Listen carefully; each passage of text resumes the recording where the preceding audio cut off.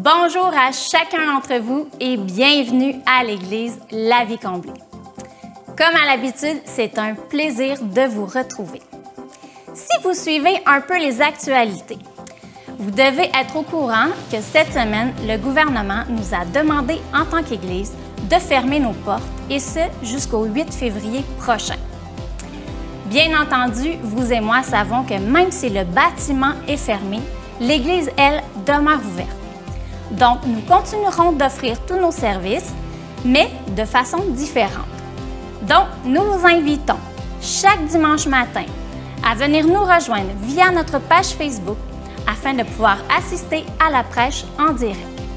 De plus, pour tous ceux qui étaient inscrits au cours biblique L'Express, ils seront de retour dès ce jeudi de cette semaine, 19h. C'est à ne pas manquer. Ce sera fait via Zoom. Ensuite, nous sommes présentement en train de travailler sur un nouveau projet qui nous permettra d'être davantage connectés les uns avec les autres. Restez à l'affût. Nous vous donnerons plus d'informations et de détails d'ici quelques semaines. Pour cela, visitez régulièrement notre page Facebook ou notre page web. C'est à cet endroit que nous tiendrons les informations à jour. Si vous avez manqué cette semaine la capsule « Attention qui tu tagues », alors je vous invite vraiment à retourner la voir sur notre page Facebook. Une capsule drôle, une capsule encourageante et qui nous rappelle vraiment sur qui fixer notre regard. Avant de terminer, j'aimerais vraiment prendre le temps de remercier chaque personne qui, depuis le début de la pandémie, continue de donner et de semer dans le ministère de la vie comblée. Vous savez, Dieu pourvoit, Dieu est là et gère tout, mais c'est aussi grâce à vous que nous pouvons continuer de voir les vies transformées par l'amour de Jésus. Donc, merci à vous. Si vous désirez semer, n'hésitez pas à vous rendre directement via notre page web au www.lavicomblée.com en sélectionnant « Faire un don ».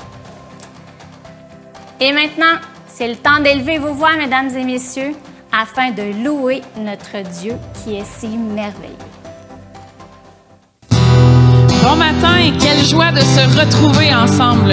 Quelle joie de pouvoir célébrer notre Dieu, lui qui nous fait toujours triompher, qui est notre Père, qui est un bon Père. Alors oui, on va se lever ensemble pour lui rendre la gloire qui lui est due. Amen.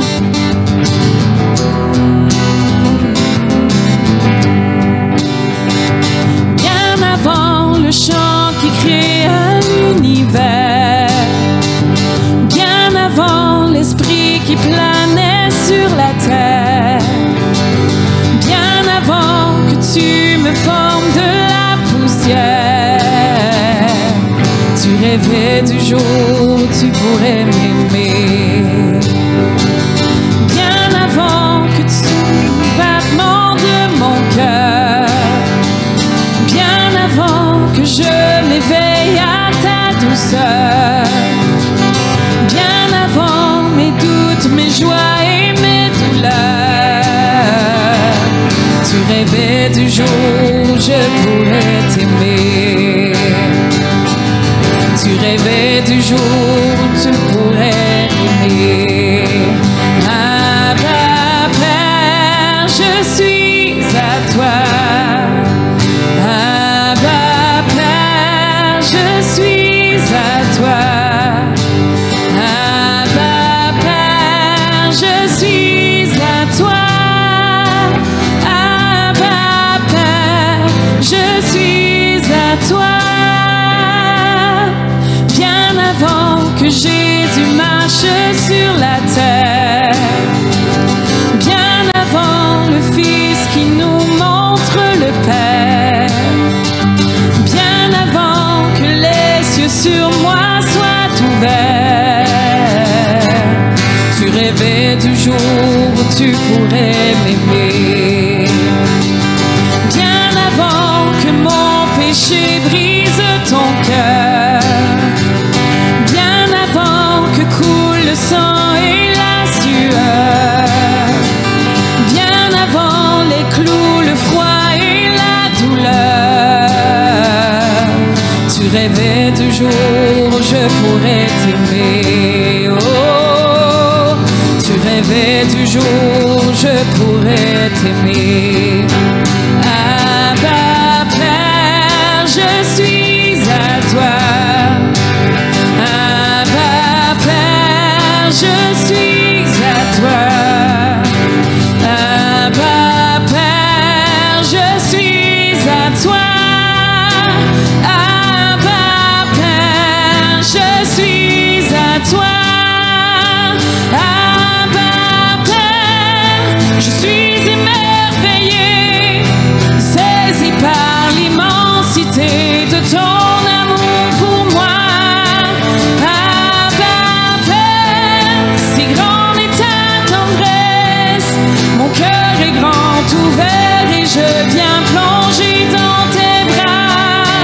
Abba, Père, je suis émerveillé, saisi par l'immensité de ton amour pour moi. Abba, Père, si grande est ta tendresse, ton cœur est grand ouvert et je viens plonger dans tes bras. Abba, Père, je suis à toi. Abba, Père, je suis à toi. Abba, Père, je suis à toi. Abba, Père, je suis à toi. Abba, Père, je suis émerveillé, saisi par l'immensité de ton amour pour moi. Abba, Père, si grande est ta tendresse, mon cœur est grand ouvert et je viens plonger dans tes bras. Abba, Père, je suis émerveillé, saisi par l'immensité de ton amour pour moi. Abba, Père, si grande est ta tendresse, mon cœur est grand ouvert et je viens plonger dans tes bras. Abba, Père, je suis à toi. Abba, Père, je suis à toi. Abba, Père, je suis à toi. Abba, Père, je suis à toi. Oh, merci Seigneur, tu es notre Père. Tu es un bon Père et on peut se confier en toi. Tu t'as tout accompli ce qu'on avait besoin. Tu nous as délivrés. Tu nous as guéris. Tu as vaincu la mort. Merci Seigneur pour avoir vaincu la mort.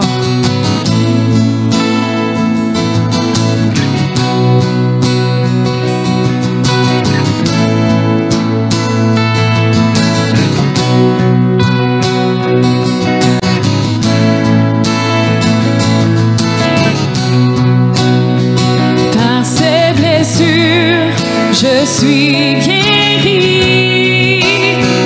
Par ses mains percées, je suis libre. Par son sang purifié, en lui nous avons la victoire. Par ses blessures, je suis guéri. Par ses mains percées,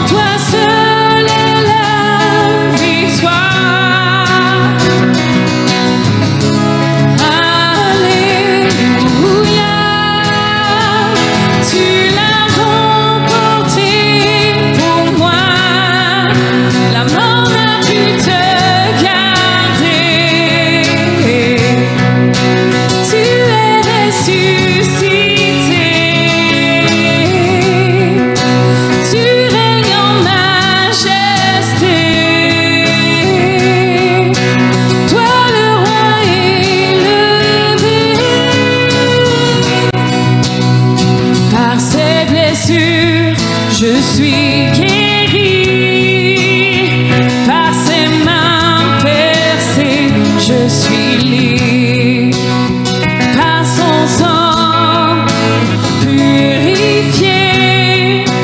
En lui nous avons la victoire. Le péché est brisé car Jésus a tout vaincu.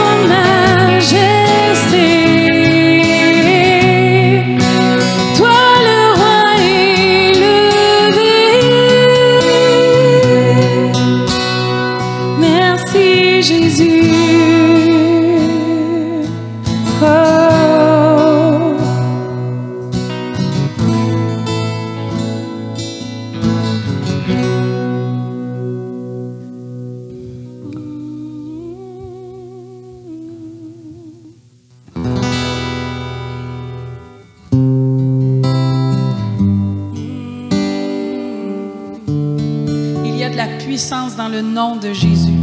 Peu importe ce matin ce que vous vivez, en chantant cette chanson, soyez assurés que c'est la vérité, qu'il y a de la puissance dans son nom et qu'on entend les chaînes tomber parce que les chaînes ne peuvent pas résister au nom de Jésus. Gloire à toi, Seigneur.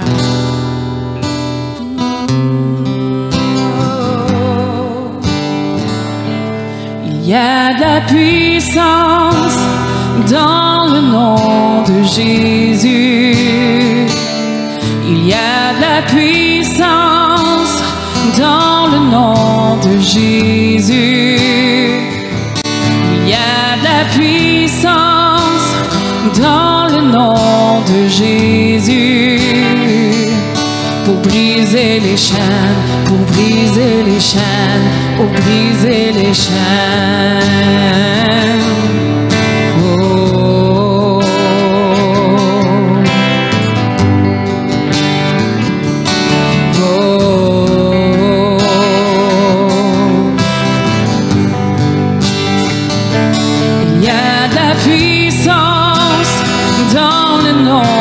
Jésus, il y a de la puissance dans le nom de Jésus. Il y a de la puissance dans le nom de Jésus. Pour briser les chaînes, pour briser les chaînes, pour briser les chaînes. Oh, pour briser les chaînes, pour briser les chaînes, pour briser les chaînes. Oh, oh, oh.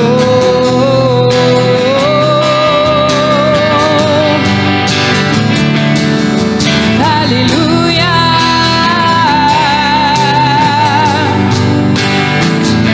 Il y a une armée qui se lève. Il y a une armée qui se lève. Il y a une armée qui se lève pour briser les chaînes, pour briser les chaînes, pour briser les chaînes. Il y a une armée qui se lève. Il y a une armée qui se lève.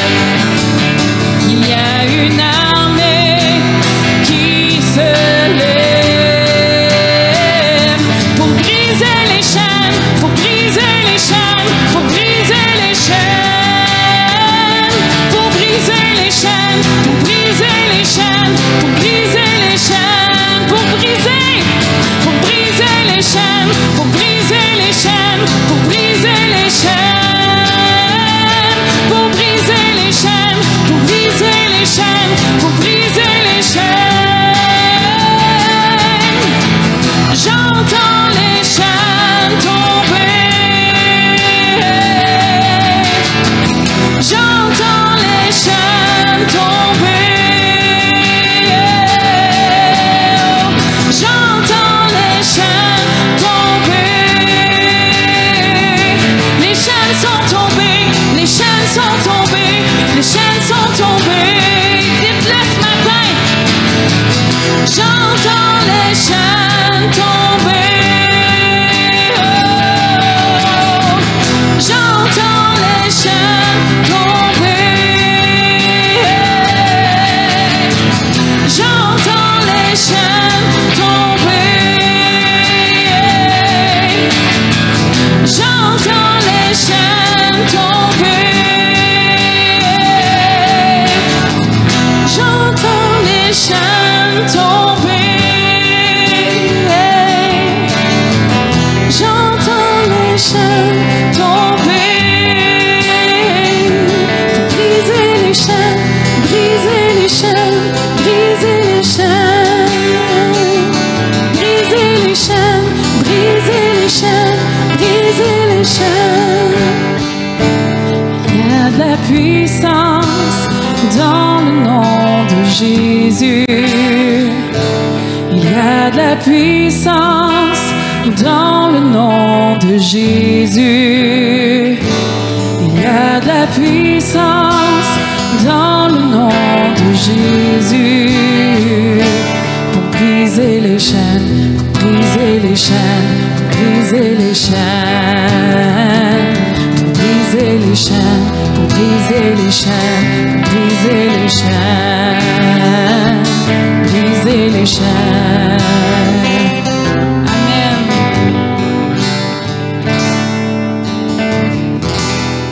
Alors, bon matin tout le monde, j'espère que vous allez bien. C'est toujours un plaisir, encore une fois, et même un privilège de pouvoir apporter la parole, et d'autant plus aujourd'hui en ce qui est la première série, notre première série d'enseignement de l'année 2021. Puis à chaque année, au début de l'année, je me bats un peu avec cette idée-là de trouver un thème pour l'année. Et je me bats avec. Pourquoi est-ce que je dis ça? C'est parce que je veux pas tomber dans l'espèce de réflexe de trouver absolument un thème pour l'année, que ça devienne comme une habitude, ou est-ce que là, on cherche quelque chose qui va être accrocheur, quelque chose. Hein, cette année, écoute, c'est une année de prospérité, cette année, tu vas reprendre tout ce que l'ennemi a volé, cette année.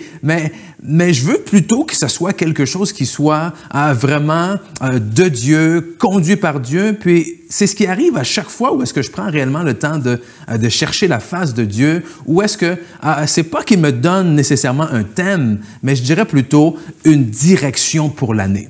Et ici, il ne faut pas penser qu'il faut absolument attendre le 1er janvier pour donner une nouvelle direction à sa vie. Hein? En fait, on peut décider à n'importe quel moment de notre vie de donner une nouvelle direction. On n'est pas obligé d'attendre le 1er janvier, par exemple, pour prendre la résolution, la décision d'arrêter de fumer. On n'est pas obligé d'attendre le 1er janvier pour décider « finalement, je vais décider d'être plus gentil avec ma femme » ou quoi que ce soit. Non, on peut le faire n'importe quand.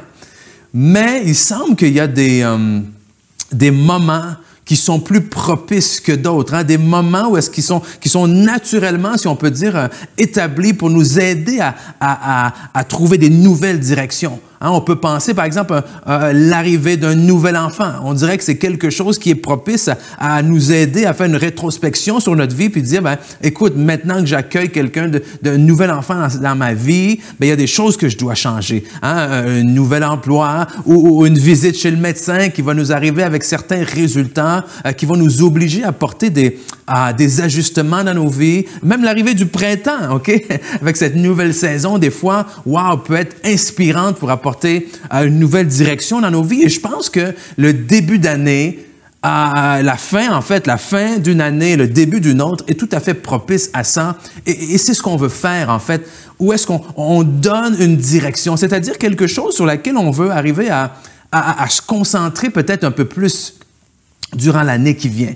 Et l'année dernière, en fait, la direction que le Seigneur m'avait donnée, c'était vraiment, si on se rappelle, la première série, je crois, de 2020, c'était « Êtes-vous prêts pour la pluie ?» Et l'idée de la pluie, c'était quoi? C'était l'idée du réveil, l'idée du miracle, l'idée de la bénédiction qui devait venir sur nos vies. Et la question, c'est est-ce qu'on est réellement prêt à ça? Et l'idée, c'était de nous préparer individuellement, mais également en tant qu'Église, à toutes les promesses que Dieu avait fait dans nos vies, c'est-à-dire à les recevoir. Et avec ça, il y avait tout de suite après cette série-là intitulée « À toute épreuve », où est-ce que c'est comme si Dieu disait « Oui, il faut vous préparer pour la pluie, mais il ne faut pas penser que ça va se faire facilement. » Il va y avoir des temps difficiles, des épreuves, et il faut que mon peuple soit capable de passer et de résister aux épreuves. Et qu'est-ce qui est arrivé en plein milieu de cette série-là, à toute épreuve? C'est ce qui est arrivé au mois de mars. Boum, à tout a fermé. À cause du coronavirus qui est arrivé à carrément bouleverser, changer nos vies. Donc, je suis loin d'être en train de dire que je savais, Dieu m'a montré ce qui allait se passer. Non, c'est qu'il y avait quand même une direction de l'Esprit qui était destinée à nous préparer. Et cette année, la direction que je ressens dans mon cœur et que je veux vraiment partager avec vous aujourd'hui, c'est en fait basé sur un mot qui a quand même marqué l'année 2020 et qui est encore très, très, très, très à propos aujourd'hui. Et soyez rassurés, ce mot-là, ce n'est pas épidémiologie, OK? On ne va pas baser l'année sur ce mot-là. Non, en fait, le mot qui est cette direction et qui est également, en fait, le titre de cette série-là, c'est le terme essentiel. Essentiel. Et c'est là où je ressens que la direction de Dieu pour cette année, c'est de nous aider, vous et moi, à fixer le regard et nous focusser sur ce qui est réellement essentiel.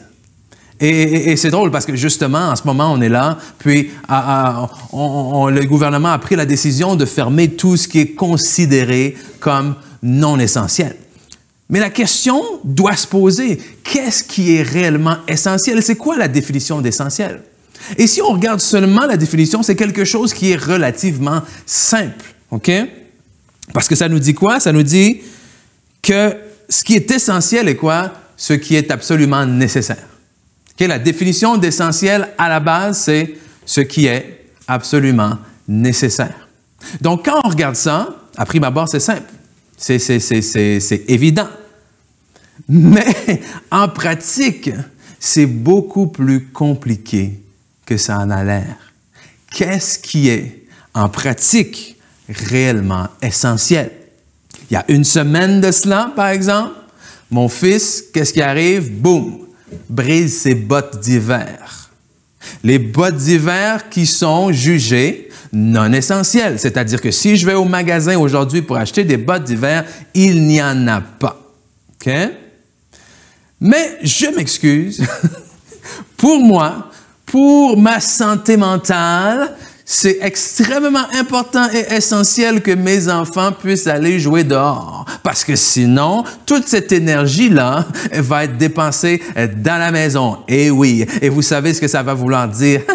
Beaucoup de bruit, beaucoup de cris, OK? Et de toute façon, l'hiver, peu importe qu'on aille jouer dehors ou non, l'hiver, on a besoin de bottes d'hiver.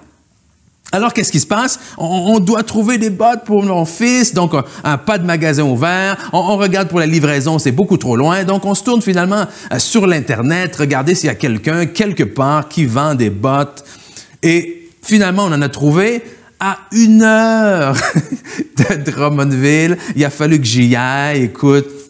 On s'est donné rendez-vous dans un stationnement. On était les 2 seules voitures dans le stationnement. Et j'arrive, j'avais presque l'air un peu hors la loi. J'arrive dans ma voiture, baisse la fenêtre, je regarde la personne, je dis, c'est pour les bottes. OK. Et là, elle ouvre la portière, sort la marchandise. J'examine la marchandise. C'est bien des neufs? Oui, c'est des neufs. OK, c'est bon. Donc là, je regarde. S'il n'y a personne autour, je sors l'argent. Et je repars avec les bottes. Okay? Ce qui est compliqué dans ce terme-là, essentiel, c'est que la définition est simple, mais l'application ne l'est pas autant. Pourquoi? Parce que ce qui est essentiel, du moins de nos yeux humains, varie tellement. Ça varie des fois d'une journée à l'autre. Ce qui est essentiel pour nous au Canada ne l'est pas nécessairement essentiel pour un pays d'Afrique. Ce qui est essentiel en hiver n'est pas nécessairement essentiel en été. Ce qui était essentiel en 2020 ne l'était pas nécessairement en 1950. Ce qui est essentiel pour une femme, on n'a pas besoin d'en parler, n'est peut-être pas essentiel pour un homme. Bref, ça devient extrêmement compliqué de juger et de trouver qu'est-ce qui est réellement essentiel. Et dans notre objectif, justement, de nous pencher cette année sur ce qui est réellement essentiel, on va aller voir l'histoire d'une femme nommée Marthe qui, elle aussi, a eu un petit problème, peut-être comme plusieurs d'entre nous, à différencier ce qui était réellement nécessaire. Et on va aller voir l'histoire de Marthe et de sa sœur Marie en Luc chapitre 10. On va lire ensemble des versets 38 à 42. Donc, je vous le lis ce matin dans la version parole, je m'excuse, dans la version, français courant, OK, dans la Bible de français courant.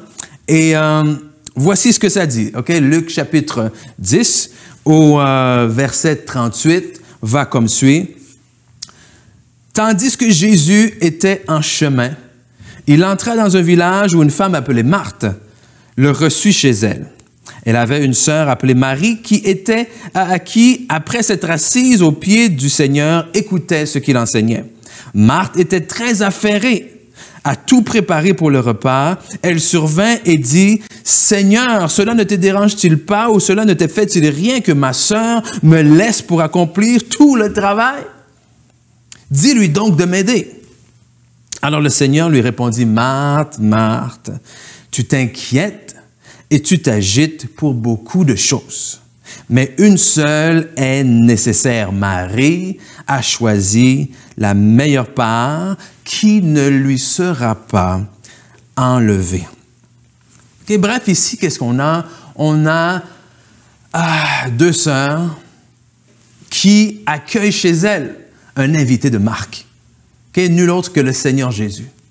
Et de toute évidence, lorsque tu accueilles quelqu'un de sa stature, tu dois l'accueillir, comme on peut dire, comme il se doit.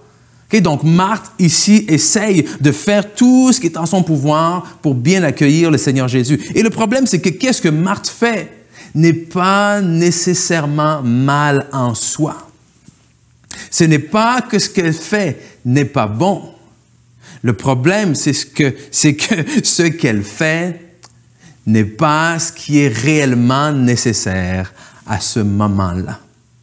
Et je crois que l'opportunité est bien choisie, le moment est bien choisi où est-ce que dans un temps ou dans notre société, au niveau même naturel, nous sommes contraints à être privés de beaucoup de choses que l'on peut juger essentielles.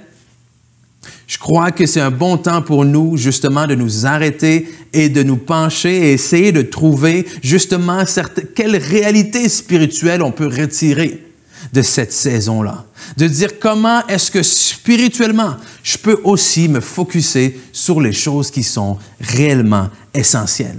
Et c'est ce que l'on va voir non seulement dans cette série-là. Hein, à chaque dimanche, on va se pencher sur quelque chose d'autre, sur une autre facette de ce qui est essentiel. Et vous allez être surpris de voir tout ce qu'on va pouvoir retirer de ce court passage-là qu'on voit en Luc chapitre 10. Mais c'est pas seulement une histoire d'une série. Okay? On va passer l'année ensemble à essayer de bâtir sur ce qui est essentiel.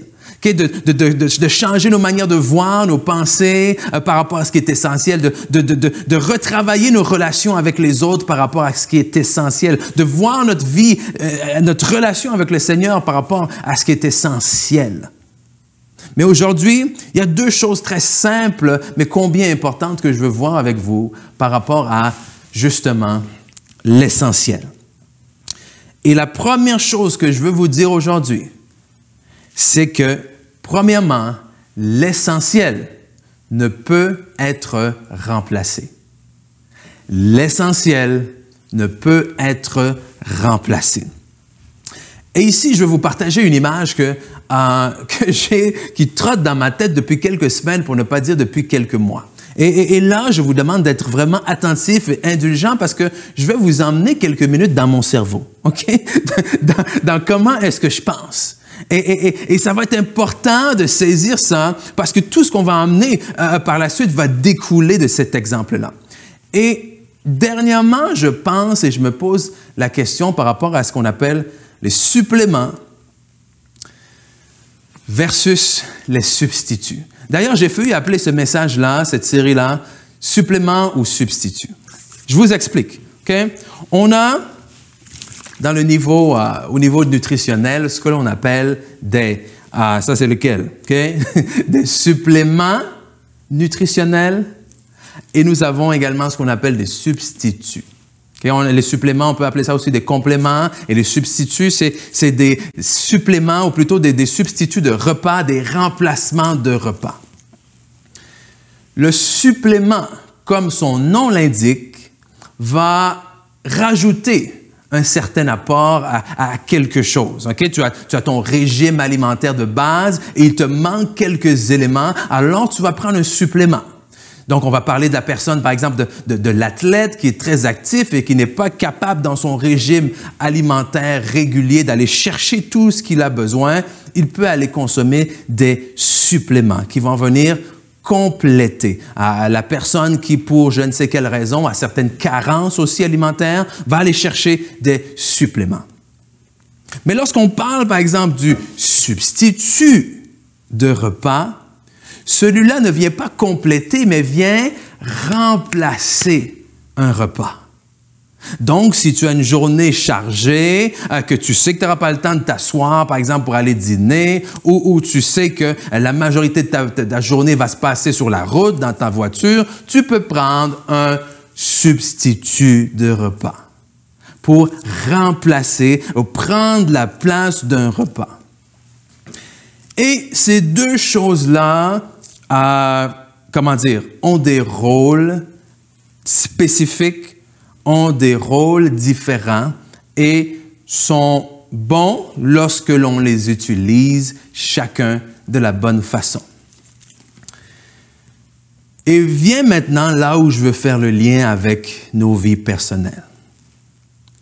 Survient maintenant un problème lorsque on se trompe ou lorsque l'on se méprend dans l'usage de l'un et de l'autre. C'est-à-dire lorsque lorsque on prend par exemple un supplément et qu'on le consomme comme si c'était un substitut.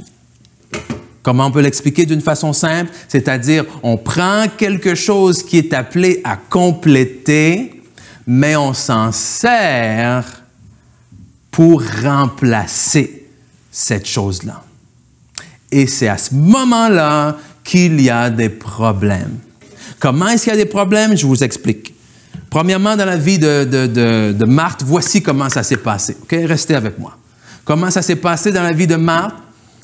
Jésus est entré chez elle. Alors Marthe a voulu faire ce qui était essentiel, c'est-à-dire quoi? Honorer la présence du Seigneur. Et pour honorer sa présence, qu'est-ce qu'elle s'est mise à faire? Elle s'est mise à faire toutes sortes de choses qui sont quoi? Qui sont bonnes, qui sont intéressantes, qui sont importantes pour pouvoir vivre, pour pouvoir faire en sorte que sa présence soit encore mieux. Hein? C'est un peu comme lorsque vous faites un souper. Okay? Si tu fais un souper avec ton conjoint ou ta conjointe, l'essentiel finalement, c'est quoi? C'est le repas. Okay? Le repas principal que vous allez partager. Mais vous pouvez faire toutes sortes de choses autour, mettre de la musique, tamiser les lumières ou quoi que ce soit, faire un petit décor. Pourquoi? Pour rajouter à l'expérience qui est essentielle. Et ici, c'est ce que fait Marthe. Il y a quelque chose d'essentiel qui est là, la présence du Seigneur. Et pour faire en sorte que pour l'honorer davantage, pour que ça soit encore mieux, Marthe se met à l'œuvre. Elle met la table, elle fait le ménage, elle va faire la nourriture. Mais tranquillement, son énergie et son attention, son focus s'enlève de ce qui est réellement essentiel et est transféré vers ce qu'on appelle les suppléments. Et c'est alors que son attitude même change et elle va vers Jésus et lui dit, « Maître, Seigneur, regarde ma sœur qui est là, paresseuse, assise à rien faire, dis-lui donc qu'elle vienne m'aider également. » Et c'est alors que Jésus lui répond, si on veut reprendre les termes de notre analogie. Jésus lui dit en fait, « Marthe, Marthe, Marthe, tu t'inquiètes et t'affaires pour beaucoup de suppléments. Mais une chose est réellement essentielle. Ta sœur, elle, a compris ce que c'était. Et cette chose-là ne peut pas être remplacée. Et j'ai bien peur que dans nos vies, nous perdons de vue ce qui est réellement essentiel pour nous inquiéter et nous affairer à toutes sortes de suppléments. C'est là, par exemple, où est-ce que, écoute, c'est bien d'avoir des activités en couple, c'est bien de dire, ah, nous en couple, on aime aller au restaurant. Mais le problème, c'est quoi? Le problème, c'est que toutes ces sorties-là au restaurant ne peuvent pas remplacer ce que vous êtes supposé d'avoir bâti en tant que couple. Le jour où on nous dit, tu ne peux plus aller au restaurant, on a des couples finalement qui se retrouvent l'un face à l'autre et qui n'ont jamais appris à bâtir sur l'essentiel. C'est génial partir à toutes les fins de semaine, faire des activités avec les enfants, mais le jour où tu ne peux plus faire ces activités-là et que tu es coincé dans la maison avec tes enfants, 24 heures sur 24, 7 jours sur 7, tu te retrouves face à face à quelque chose d'essentiel que tu n'as pas pris le temps de bâtir. Et c'est là où on bâtit nos vies avec toutes sortes de choses. Et toutes les choses que l'on met autour de notre vie, toutes les choses qu'on se sert pour la bâtir, ça ne signifie pas que c'est nécessairement mal. Le problème, c'est lorsque ce soit toutes ces choses-là qui commencent à définir notre vie. Et Jésus dit, il n'y a aucune de ces choses-là qui peut remplacer ce qui est réellement essentiel. Tout l'argent que tu peux avoir, le travail, la notoriété que tu peux aller chercher, ne pourra jamais remplacer l'essentiel, l'essence même du bonheur. Amen? Tous les beaux jouets, les bébelles, la voiture neuve que tu peux t'acheter ne pourront jamais remplacer l'essentiel de ton identité, de qui tu es vraiment, de ta valeur. Donc, c'est pas mal de bâtir des choses, d'avoir des choses dans la vie. Mais le problème, c'est lorsque ces choses-là nous détournent de ce qui est essentiel. Et j'ai peur que le même problème s'est présenté dans l'Église. Où est-ce qu'aujourd'hui on cherche les églises, ou je peux même dire, on magasine les églises, non pas sur ce qui est essentiel, mais sur ce qui est complémentaire. Qu'est-ce que je veux dire par là? Je veux dire qu'on a toutes sortes de programmes dans les églises, on a toutes sortes d'activités dans les églises qui ne sont pas mal en soi. Il y en a plusieurs qui sont même très, très bonnes. Mais le problème maintenant, c'est qu'on axe davantage notre énergie sur ces programmes et ces activités plutôt que sur ce qui est essentiel. Lorsqu'on recherche une église, on ne se pose plus la question, « Seigneur, tu m'as donné des dons, des talents, tu as des plans préparés pour moi avant la fondation du monde et je fais partie du corps. Alors s'il te plaît, montre-moi à quelle partie du corps est-ce que tu veux que je m'attache. » Non, on va chercher une église. Pourquoi? « Oh, moi, j'aime la louange. Donc, je vais aller chercher une église qui fait la louange. Oh, moi, j'aime telle chose. Donc, je vais aller chercher une église qui a... Oh, moi, j'ai un chien. Donc, je vais chercher une église qui a un ministère pour les chiens. Écoute, et c'est rendu comme ça. Où est-ce que ce n'est plus notre relation avec Dieu, à savoir si je peux grandir et devenir de plus en plus conforme à l'image de Jésus-Christ, mais on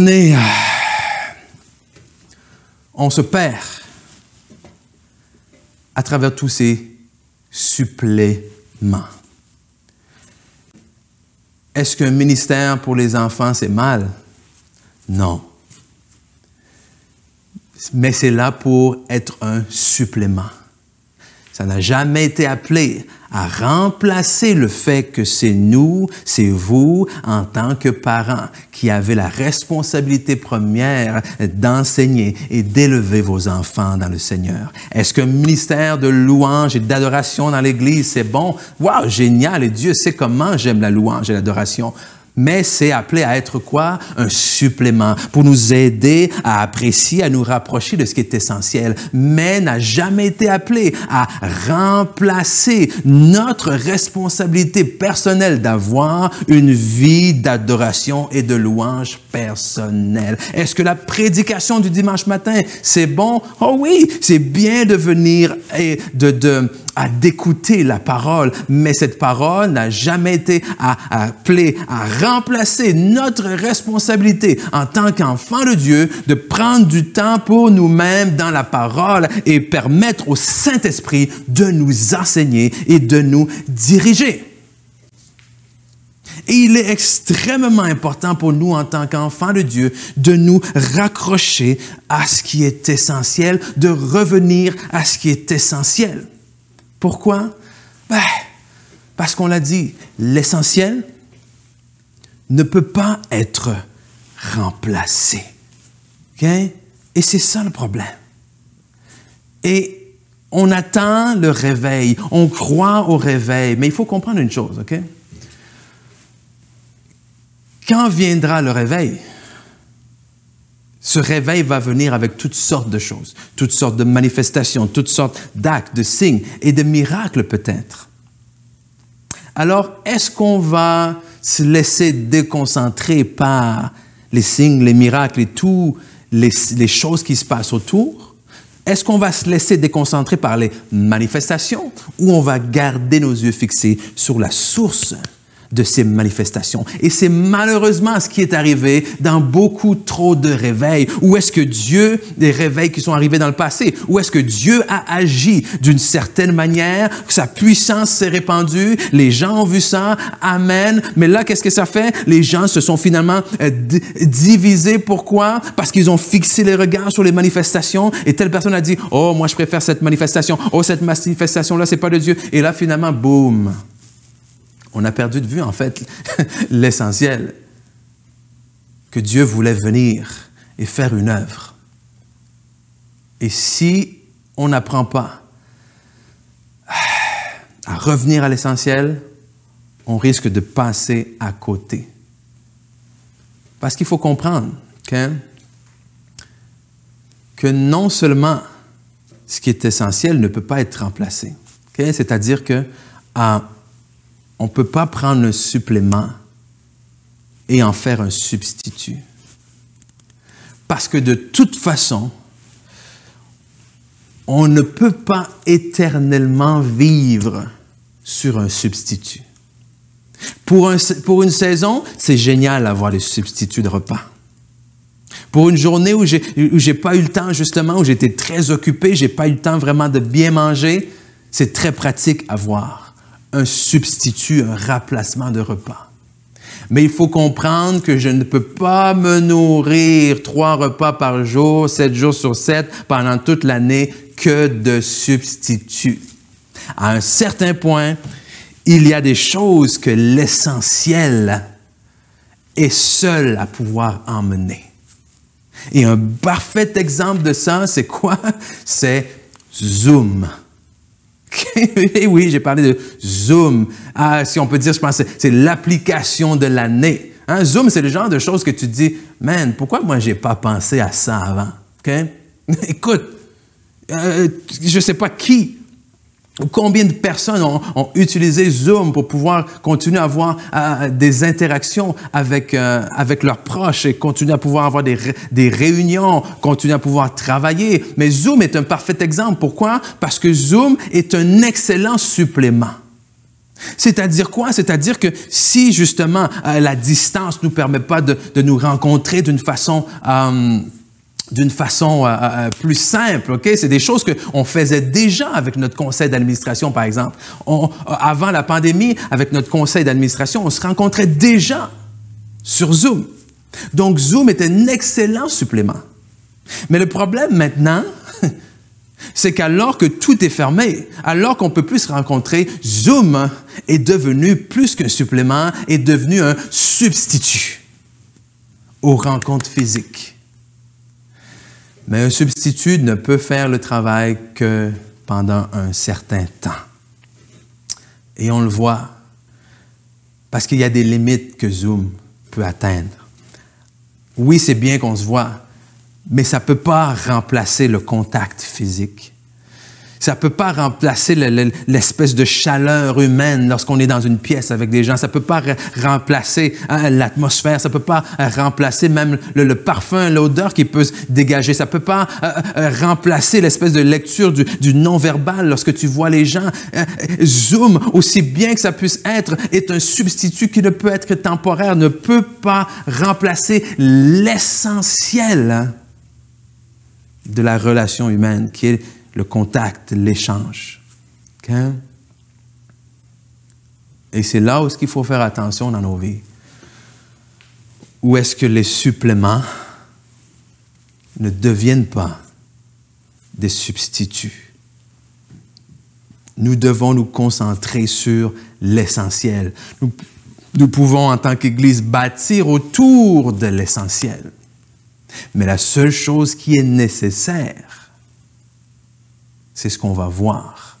Au point numéro 2, l'essentiel se trouve aux pieds de Jésus. L'essentiel se trouve aux pieds de Jésus. Et j'aime tellement ça. Pourquoi? Parce qu'une autre définition qu'on peut donner du terme essentiel, c'est qu'il y a le mot essence, justement, qui est rattaché à ça. Ou est-ce que quand on parle de l'essence d'une chose, c'est quoi? Ben, c'est en fait, écoute, c'est ce qui fait que cette chose est ce qu'elle est. Okay? Vous comprenez? C'est l'essence même d'une chose, c'est la base, c'est son fondement, c'est la fondation. Donc, j'aime ici en fait, la fondation de la vie se trouve au pied de Jésus. Et c'est Marie qui l'a trouvé là. Et qu'est-ce que Jésus lui dit, ou qu'est-ce que Jésus dit à Marthe, en fait, c'est qu'il lui dit que finalement, mais ça, personne ne peut l'enlever. Marie a choisi la meilleure part qui ne lui sera pas enlevée. Et c'est là où est-ce que je veux qu'on vienne cette année. Je veux qu'on vienne tous ensemble au pied de Jésus. Au pied de Jésus pour bâtir nos relations. Parce que tout ce qu'on va trouver au pied de Jésus pour bâtir nos relations ne pourra nous être enlevé. Ce qu'on va venir au pied de Jésus pour trouver une direction pour nos vies. Parce que la direction qu'on va trouver au pied de Jésus ne peut pas nous être enlevée. Quand on parle de pas être enlevé, ça veut dire quoi? Ça veut dire qu'il n'y a rien de ce qui peut arriver. Aucune tempête, aucune circonstance, aucun problème, aucun défi, aucune pandémie qui peut enlever l'essentiel de ce que l'on trouve au pied de Jésus. Le gouvernement, la société peut peut-être dire, on vous coupe de tout ce qui est non essentiel, mais il n'y a rien qui peut nous enlever ce qu'on va trouver au pied de Jésus. Et tout ce que tu vas trouver au pied de Jésus va traverser les saisons, va traverser les pays, va traverser les années, va traverser les cultures. Pourquoi? Parce qu'on a dit plutôt que ce qui est essentiel change selon tellement de contextes, mais ce qu'on trouve au pied de Jésus ne change pas. Pourquoi? Parce qu'il est fondé et ancré dans celui-là même qui, lui, ne change pas. Amen? Wow! Alors, je suis excité pour cette année. Je suis excité non seulement pour cette série, mais sur cette année. Où est-ce que nous avons encore une fois l'opportunité en tant qu'enfants de Dieu, en tant qu'individus, en fait, de nous focusser sur ce qui est essentiel. Et quand je dis opportunité, ça veut dire que ça ne va pas se faire automatiquement. Ça veut dire que vous devez saisir cette opportunité. Hein, j'ai parlé avec des gens qui me disent « Wow, cette saison me laisse tellement de temps pour me rapprocher plus de Dieu. » Génial. Mais est-ce que vous allez saisir cette opportunité? Okay? Je vous le dis, ça va faire toute la différence. Alors, on va apprendre, comme j'ai dit, comment est-ce qu'on va bâtir nos relations sur l'essentiel, nos décisions, nos pensées sur l'essentiel, comment, en fait, on va ramener et ancrer de nouveau nos vies sur l'essentiel. Alors, bref, je vais vous laisser sur cette pensée-là. C'était aujourd'hui juste une petite introduction, hein, de partager vraiment ce que j'avais à cœur par rapport à la direction pour cette année, à savoir si on va vivre une vie de supplément ou de substitut, ou on va, bref, se concentrer sur ce qui est essentiel. Et j'avais un petit verset que je voulais partager avec vous en terminant, que l'on retrouve en 2 Corinthiens chapitre 11, verset 3. 2 Corinthiens 11, verset 3, qui nous dit « Toutefois, de même que le serpent séduisit Ève par sa ruse, je crains que vos pensées ne se corrompent et ne se détournent de quoi? De la simplicité à l'égard de l'Évangile. » Il y a quelque chose d'essentiel. Il y a une simplicité à l'égard de Christ, à l'égard de l'Évangile. Et mon cœur, mon désir, c'est de nous aider à revenir à cette simplicité-là, à revenir à cette essence, à cette source qui a le pouvoir, quoi? De littéralement transformer nos vies. Alors, c'est ma prière pour vous ce matin. Ma prière, c'est vraiment que le Seigneur vous aide à découvrir ou redécouvrir ce qui est essentiel, que son esprit vous dirige et qu'aujourd'hui et les semaines suivantes, lorsque vous allez entendre la parole, que le Saint-Esprit lui-même vous aide vraiment à mettre en place, à mettre en pratique les choses que vous allez entendre. Et si vous êtes là, si vous avez écouté ce message-là, ben déjà, avant de vous laisser aller, il y a une chose qui est essentielle qu'on a vue, c'est que tout se trouve au pied de Jésus. Et pour vraiment assimiler et pour vraiment tirer profit au maximum de ce qu'on va apporter dans les prochaines semaines, vous devez commencer par le commencement, c'est-à-dire accepter l'essentiel de la vie, c'est-à-dire la vie elle-même, Jésus-Christ. Jésus a dit lui-même, celui qui a le Fils a la vie, celui qui n'a pas le Fils n'a pas la vie. Amen. Et aujourd'hui, c'est cette opportunité-là que je vous donne de recevoir gratuitement la vie. La vraie vie. Pas la vie qui est identifiée et déterminée par simplement la respiration, hein, le fait d'exister. Non, la vie de Dieu, la vie éternelle. Cette vie qui l'a donnée et offerte gratuitement pour nous. Comment? En envoyant son Fils payer pour nos manquements, nos péchés qui nous éloignaient de Dieu. Il est mort à la croix, il est ressuscité le troisième jour et la Bible nous dit que lorsqu'on met notre confiance, notre foi en Jésus-Christ, nous sommes sauvés, nous recevons le don gratuit de la vie éternelle, qui non seulement est une vie qui nous assure cette éternité-là passée avec Dieu, mais qui transforme notre vie ici sur terre maintenant. Parce que je le dis, je le redis, on n'est pas seulement appelé à exister, on n'est pas seulement appelé à survivre, mais on est appelé à vivre. Mais la vraie vie, c'est la vie éternelle en Jésus-Christ. Alors si c'est vous ce matin, si pour la première fois vous voulez dire oui, j'accepte cette vie éternelle, alors je vous invite simplement à faire cette courte prière avec moi. Et on va dire ceci, je vous invite à dire ces quelques mots. Père éternel, je te remercie.